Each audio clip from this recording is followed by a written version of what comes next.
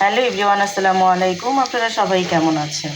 আশা করি ভালো আছেন। কাছে কিংবা দূরে যেখান থেকে আমার ভিডিও দেখছেন আপনাদেরকে জানাচ্ছি আন্তরিক ধন্যবাদ।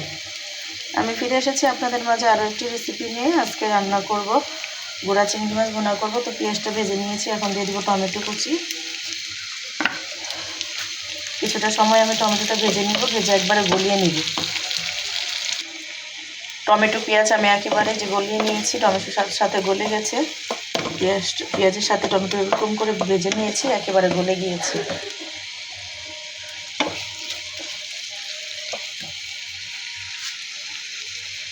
এখন দিয়ে দিব হলুদ, মরিচ, লবণ, ধনিয়ার গুঁড়ো দিয়ে আরও কিছুক্ষণ সময় আমি ভেজে নিব। এখানে আমি টমেটোটা ইউজ করিনি, দেশিটা, তাহলে বেশি টক হয়, এর জন্য। সাথে দিয়ে দিব গুঁড়ো চিংড়ি মাছ, আগে থেকে আমি একটু লবণ হলুদ দিয়ে ভেজে নিয়েছিলাম। দিয়ে দিব কিছুটা কাঁচামরিচ ফালিয়ে। নেড়ে চেড়ে মশলাটা আমি মিশিয়ে নিব খুব ভালো করে। নেড়ে চেড়ে মশলার সাথে খুব ভালো করে মিশিয়ে নিয়েছি। এখন দিয়ে দিব কিছুটা গরম পানি, অল্প পরিমাণে দিয়েছি। একবারে ঝোলটা আমি শুকিয়ে নিব। তো দেখেন মাশাআল্লাহ কালারটা কতটা সুন্দর হয়েছে। আসলে আমি সাধারণ মানুষ, সাধারণভাবেই রান্না করি, সাধারণভাবে জীবনযাপন করি, সাধারণভাবে রান্না করি। রান্না করতে আমার পছন্দ করি সাধারণভাবে রান্না করতে। আর মাশাআল্লাহ এতেই খুবই মজাদার হয়। যেহেতু নতুন পেঁয়াজ দিয়েছি, পেঁয়াজটা একবারে গলে গিয়েছে, টমেটোটা একবারে গলে গিয়েছে। তো আসলে কেউ আবার টমেটোটা একটু আস্ত পছন্দ করে, কিন্তু আমার বাচ্চারা, আমি এভাবেই পছন্দ করি, ওভাবে আমার ভালো লাগে না। তো যার যেরকম পছন্দ সে পছন্দ অনুযায়ী রান্না করে নেবেন। এখন দিয়ে দেবো অনেকটা পরিমাণে ধনিয়া পাতা কুচি।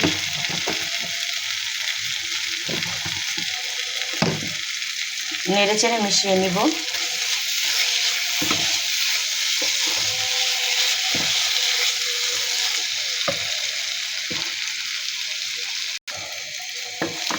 লবণ চেখে দেখলাম মাশাআল্লাহ খুবই মজাদার হয়েছে। তো যারা খেয়েছেন জানেন কতটা মজা হয়।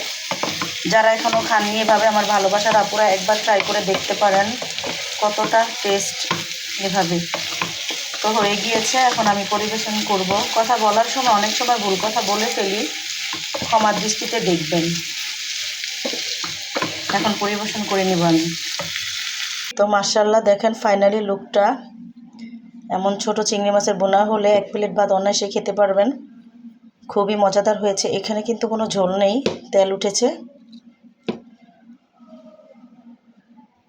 আসলে তরকারির কালার বলে দেয় যে সে খেতে কতটা টেস্টি হয়েছে।